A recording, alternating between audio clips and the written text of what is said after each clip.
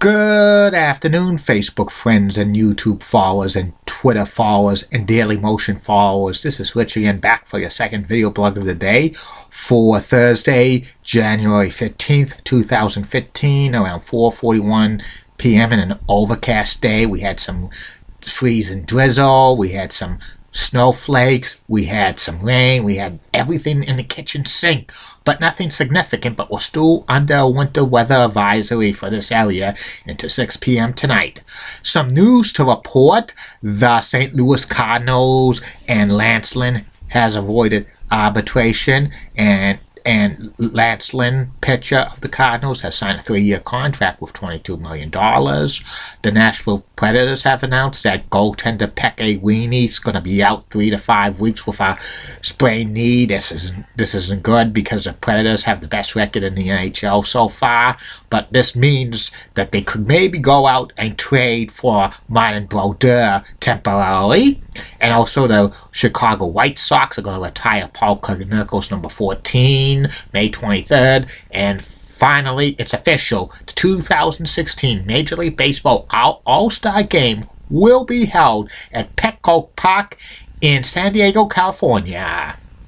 And that's about it on that. My next subject is about the new classic digital television network over the air called Heroes and Icons, which is owned by Weagle Broadcasting. Heroes and Icons is a television network devoted to classic television shows geared to a male audience, mainly classic westerns and sci-fi shows and action shows and crime dramas and etc. etc. It was launched on September 29th, 2014 to the Weagle broadcasting stations that they own in Chicago, Milwaukee, and South Bend, Indiana, but they expanded to 7 more markets, including Utah, Philadelphia, Des Moines, Iowa, a couple in Virginia, a couple here and there, and it's expanding. And some of the shows they show on Heroes and Icons are shows like Cannon, Cheyenne, Kung Fu, Combat, 12 O'Clock High, The Little Rascals. They also show Laurel and Hardy. They show Branded. They show Voyage to the Bottom of the Sea. They show a lot of other shows. Peter Gunn. They show The Mod Squad. And they show a lot of more stuff. Mainly some of these series are also shown on Heroes and Icons sister station MeTV. And also they show news called Touch Vision in the morning times, and they show 3.5 hours of educational television that's mandated by the federal government on Saturday mornings. Future upcoming programs on Heroes and Icons in the next few months to years will include Baywatch, VIP, Hercules, Xena, Kung Fu: The Legend Continues, Buck Rogers in the 25th Century, Battlestar Galactica, Star Trek: The Next Generation, Star Trek Deep Space Nine, Star Trek Voyager, Star Trek Enterprise, Charlie's Angels, Hunter, T.J. Hooker, Policewoman, Real Stories of the Highway Patrol, and so many others. NYPD Blue, Wise Guy, Greatest American Hero. The list goes on and on and on. And this network is starting to gain traction in several television markets, even though many of them are subject to a 0.3 or 0.4 digital television.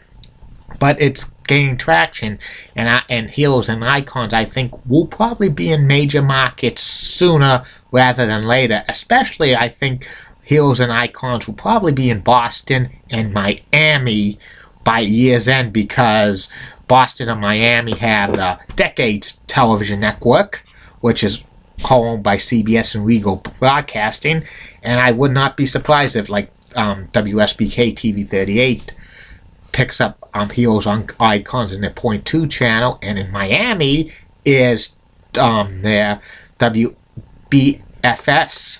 33.2 picks up Heroes and Icons as well, because they're owned by CBS as well.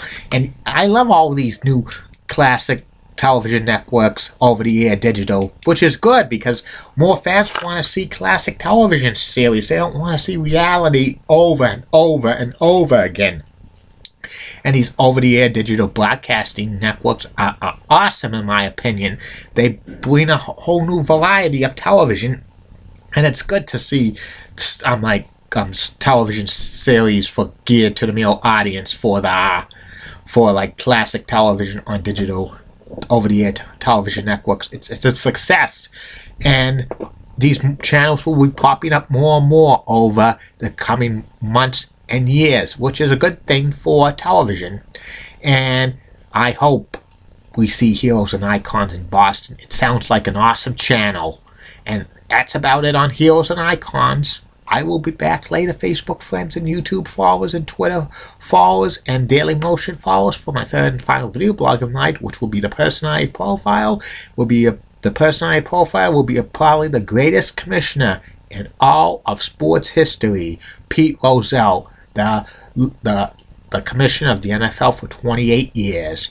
And coming soon to these video blogs, Facebook friends and YouTube followers, the top 10 greatest players in Texas Rangers history, and the top 10 pitchers in Texas Rangers history, and also my 1992 Royal Rumble review, and 1993 up to the year 2000.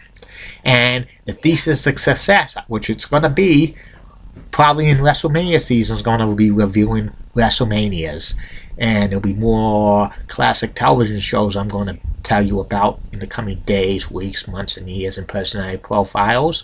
And in honor of Black History Month, all the personality profiles in the month of February will be about famous African American people.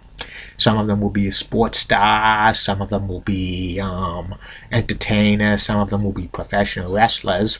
I'm definitely going to do one about former WWE superstar, the Godfather. It's time, once again, to get on a whole train. If you don't like that, and there's this pimping ain't easy. That's about it. And see you later.